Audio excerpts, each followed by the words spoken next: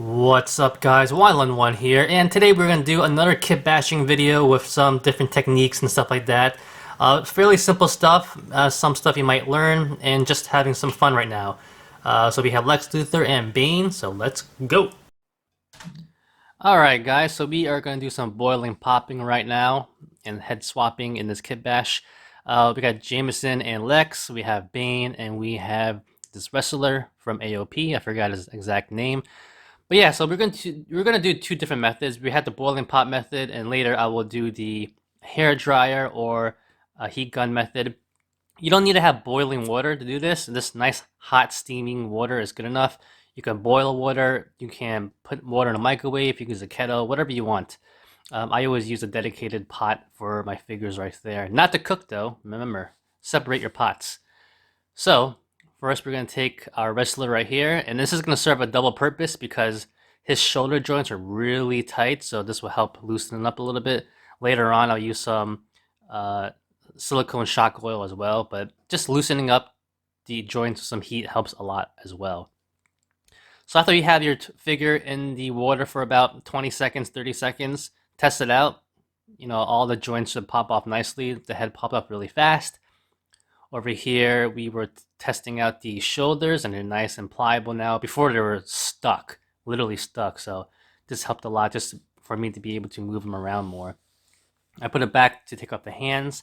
Most likely of Mattel WWE figures, you should be able to pop off the hands pretty easily, but I just did it since I had the hot water out anyway. And that way we can move forward. So now I will take Bane, and I want everything here. I want his head, I want his hands. I'm going to test out his hands also because I wanted my new Bane to have bigger hands, but I wasn't sure if these will work because they're kind of goofy and big.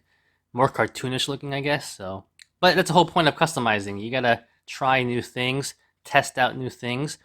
Trial and error is all part of it.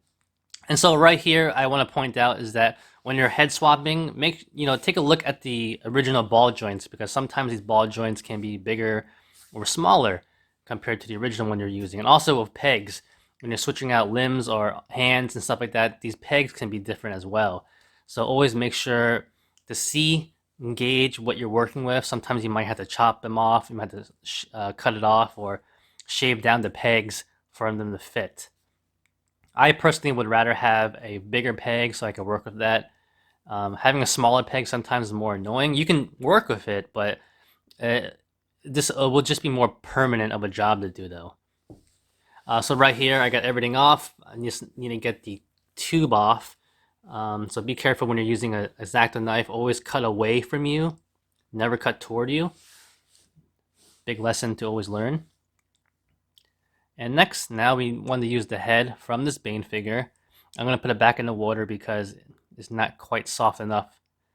And yeah, I'm always stressing the fact to keep looking at your different pegs that you're swapping with because sometimes they might not work. These two work pretty good actually. Even though the head of the pegs are a little bit different sizes, the stem is pretty good, so I'm okay here.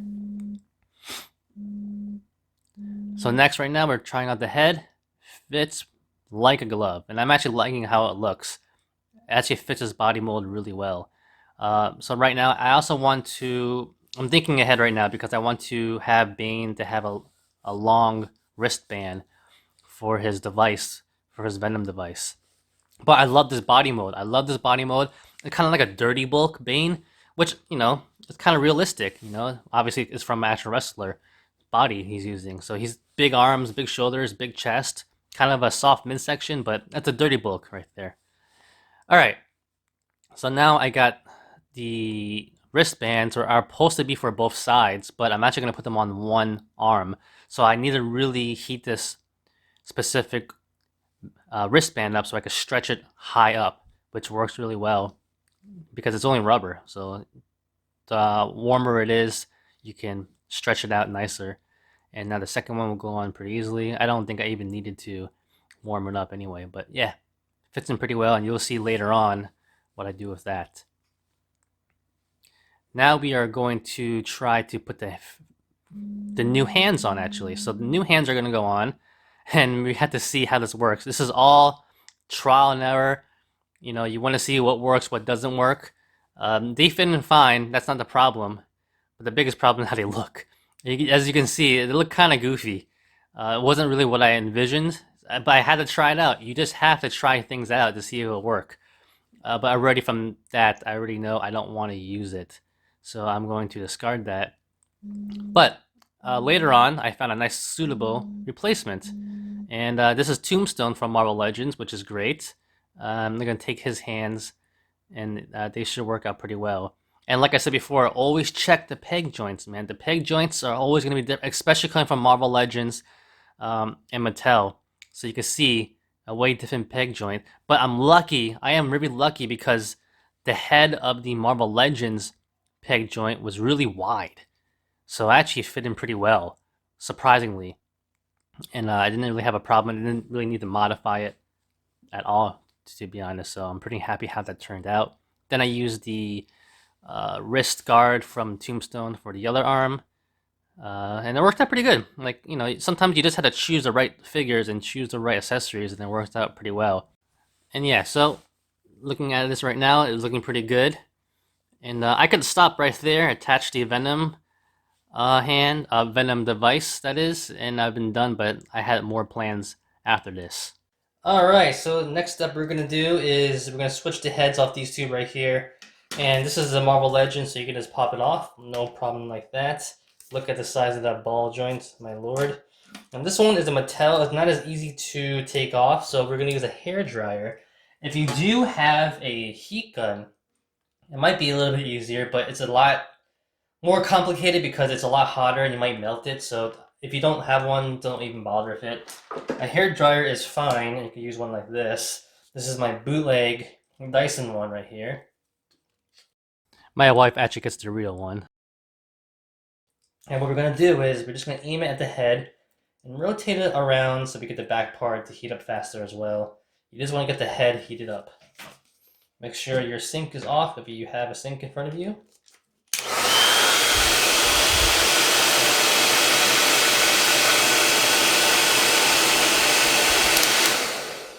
Done, turn it off, put it to the side, and just test it out. If it's soft enough, try to pull it off.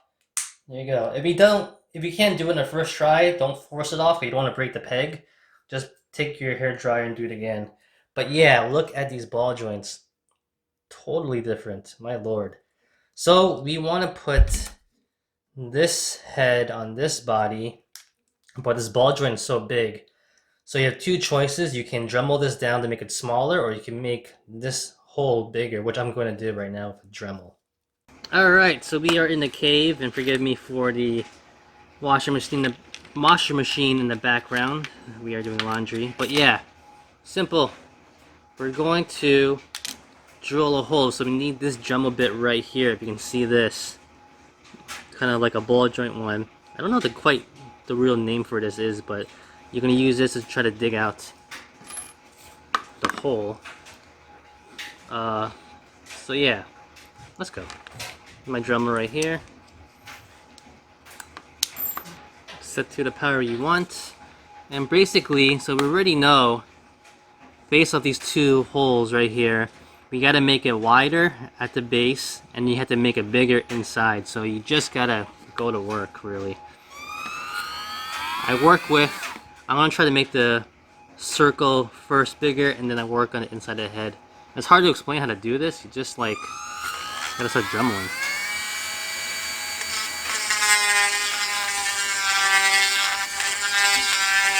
See all the shavings right there? Sometimes you want to clean stuff out. Sometimes you want to use your original one to see how far you need to go, really. So we're not even close yet.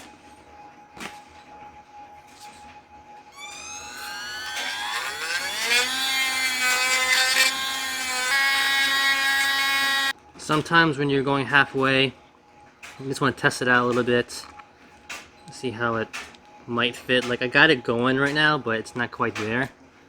But I'm definitely close enough, so you know how much not to go anymore. When you're, instead of trying to make the hole bigger, you're just trying to shape it up a little bit better now.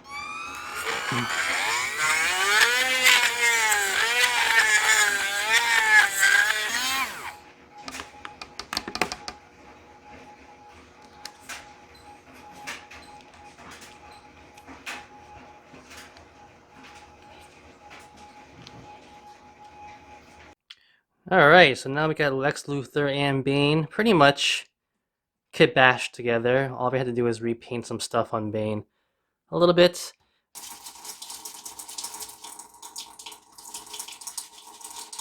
Alright, so right now we are painting some parts of the AOP symbols.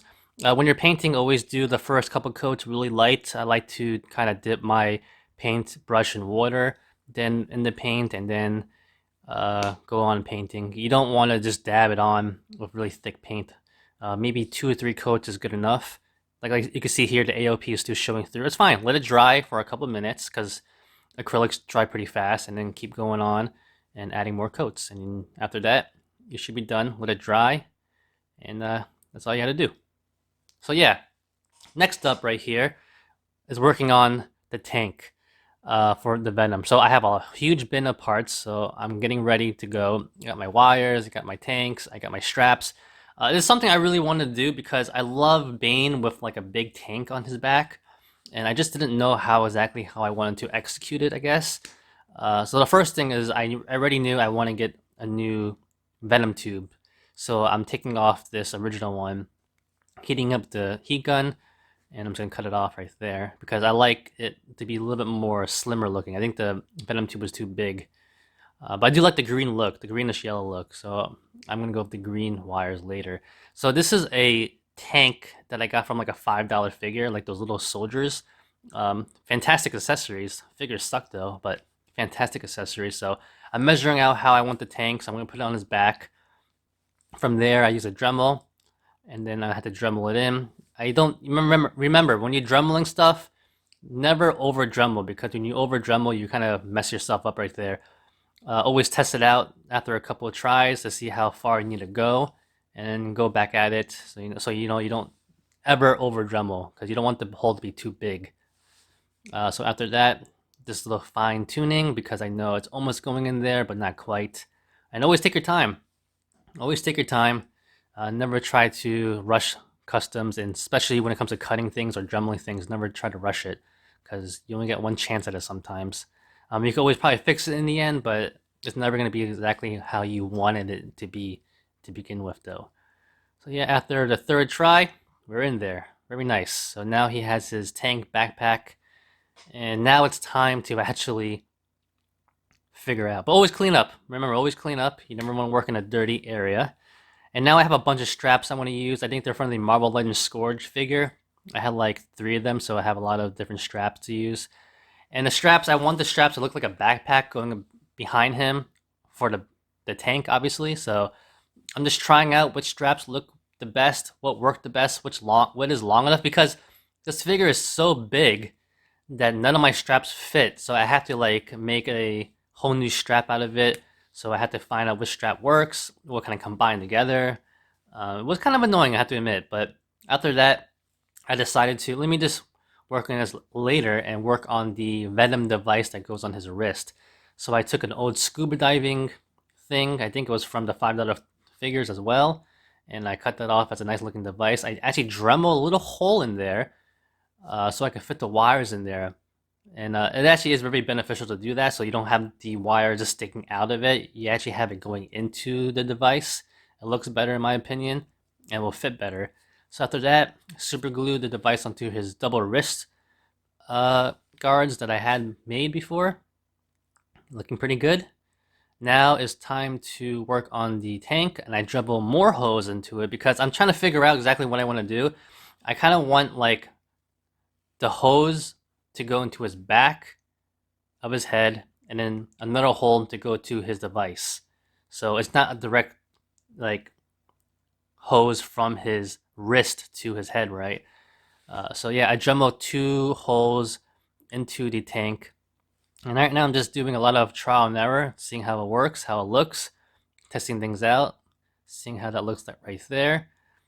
Still deciding if I should use red or green wires, and in the end I use green though. I think it stands out a lot more. But this is just a look at it if I didn't use a tank. Just old school looking Bane with one little tube going to his head. And I was contemplating if I wanted to just leave it at that, but I think the tank look is a lot cooler looking and looks more realistic in my opinion. So I started to go back to the tank look. So like I'm always going back and forth in this custom, and I pretty much do that a lot of times in my customs because I just don't know what to do sometimes. But yeah, so we're gonna go 100% with the tank, and now I'm just making a longer strap with all the scourge straps that I had, and making them longer because this guy is so big that the current straps I have just don't fit around the body. And I'm testing them out, look pretty good. I think I'm pretty happy how this looks. And I actually made them too long, so now I had to cut them down a little bit. I always like to heat up the straps because it's easier to pry them and strap them around something and kind of pre-mold it to go around something that wasn't made for. So after I do that, I super glue it to the body, one section at a time. Do the back part, and I do the middle, and then I do the ends, the other end, because you just don't want to do it all at once, because you can guide the strap down the body a lot better by doing it in sections. So that worked out pretty well, and then I'm pretty happy how this actually turned out, because making a whole new strap out of whatever you have lying around is kind of hard. But this is the whole point of this custom. This whole point of this custom was just using all these things I have lying around, not going out to buy new things. You just like me probably have a whole bin of figures, a whole box of accessories, and you could probably use them. They're just sitting around doing nothing half the time, right? Just collecting dust, or you forget about them. So yeah, this is one of these customs where I'm just taking a bunch of figures and putting that together with accessories. And now with those pre-made holes that I drilled in, it's a lot easier to super glue them. Just use a little dab of super glue and it sticks right in there. And it looks like it's actually going into the figure, which is, in my opinion, it looks a lot better. And also with the gas tank, it's going directly right into the gas tank as well. So it's definitely more beneficial in the look right there. And even with this one going down, I had to cut it down a couple of times because I didn't want it too long. Like when it gets too long, it's kind of like bows up and it looks kind of weird in my opinion. So I kept having to cut this one down, cut it down, which is not bad. Like I said, take your time. If you're not satisfied with it, just keep working at it, because I'm stretching his arm out, posing him. I just don't like how the wire is bowing up at certain points. I'm going to put a strap around his arm as well to hold it down. So yeah, that's the key. Just take your time, test things out before you finalize it. Don't rush into it. Like I don't want to just super glue it and realize, oh, too big. So just test it out, see how everything fits, and from there you can proceed to finish your work. And now we're coming to the end right here, and then now that's in, and all we have to do is make the strap for his arm. I'm actually taking a WWE knee pad because they're pretty big, and I'm just going to heat it up with my heat gun, and then I'm going to cut a little tiny slit out of it. And since it's really warm, it's a lot easier to slice through it, of course. And I can stretch it out a little bit if I need to. And then from there, we super glue down one end in the inside of the arm, right? You don't want to do the outside. So we do it in the inside, just one end, and then we can stretch it around the whole arm, like so. Want it nice and tight, so I really stretch it out to hold down the venom tube. And then after that, we super glue it down nice and carefully. And then we do have some excess right there, which is fine. It actually helps me bring the whole strap around, and then all we have to do after that is cut it off and make it nice and neat looking, which is not a hard thing to do.